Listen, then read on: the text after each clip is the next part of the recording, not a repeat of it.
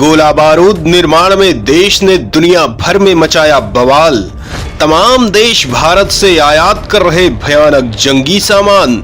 इसी बीच यूक्रेन ने किया बड़ा दावा, पीएम ने ले लिया एक्शन। दोस्तों, कभी वो वक्त था कि भारत जंग की हालात में गोला बारूद के लिए दूसरे देशों पर निर्भर रहता था। पीएम मोदी ने सत्ता संभालते ही ये डिसीजन लिया था कि देश हथियारों के मामले में अपनी आत्मनिर्भरता बढ़ाए, अपनी जरूरत के हथियार खुद ही बनाए।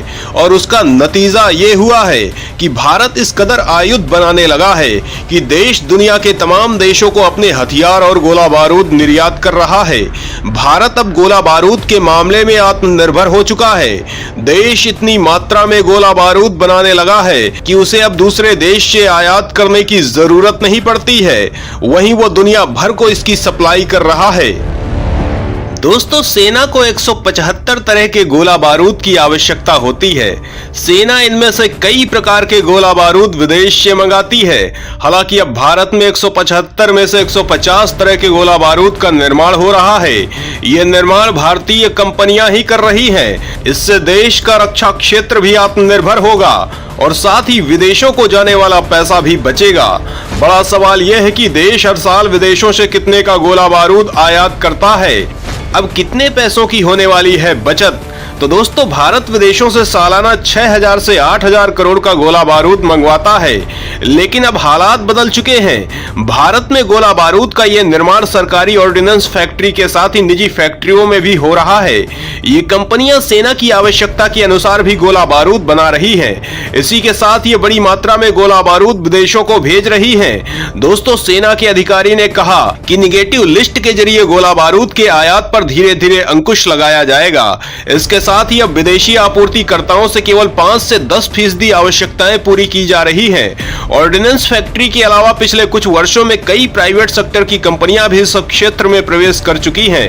इनके जरिए देश के विभिन्न हिस्सों में नए गोला बारूद के प्लांट आ रहे हैं। वहीं सेना का मानना है कि आगामी क्षमता को देखते हुए भारतीय कंपनियां अंतर्राष्ट्रीय बाजार में एक मेजर प्लेयर बन सकती हैं। जहां तक दुनिया की डिमांड का सवाल है, $30 बिलियन से अधिक का बाजार उपलब्ध है। वर्तमान में भारतीय स्रोतों से 1% भी नहीं आ रहा है। हमारे पास अगले 4-5 सालों में ये 5 से 10% और शायद भविष्य में 25 से 30% तक आने की क्षमता है। तो दोस्तों, यह रक्षा मामले में देश की मजबूती का बहुत बड़ा अचीवमेंट है। छोटी छोटी चीजों के लिए विदेशों पर निर्भरता देश की छवि और देश की सुरक्षा के लिए बेहद कमजोर पक्ष था, जिसे वक्त रहते पीएम मोदी के कदमों से संभाला जा रहा है। भारत रक्षा की हर तरह की जरूरतों का उत्पादन खुद कर रहा है। इतना ही नहीं, देश अब ऐसे तकनीकों पर काम कर रहा है जिससे रक्षा ताकत में भारत दुनिया में सबसे आगे हो जाए।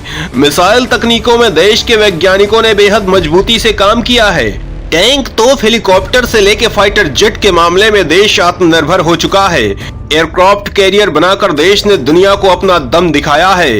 यही वजह है कि देश की सीमा पर गुर्रा रहे दुश्मन आगे बढ़ने की जरूरत नहीं कर पा रहे हैं, क्योंकि हर तरह से तैयार देश किसी भी चालाकी को रोकने में पूरी तरह से सक्षम है। इसी बीच रूस के दुश्मन यूक्रेन ने कुछ ऐसा दावा किया है कि उसके बाद से भारत एक्शन में आ गया है। सवाल उठता है कि आखिर यूक्रेन ने क्या दावा किया है? इसे लेकर क्यों गंभीर हो गई है सरकार? किस तरह का लिया है एक्शन? तो दोस्तों, इस बारे में जानने के लिए वीडियो को आखिरी तक देखिए। दोस्त, रूस के दुश्मन ने अचानक सोशल मीडिया पर किया बड़ा दावा। नई दिल्ली में मचा हड़कंप, सरकार ने कंपनियों पर कड़े किए नियम। तुर्की, चीन और पाकिस्तान के खिलाफ लगाए प्रतिबंध, पसरा सन्नाटा।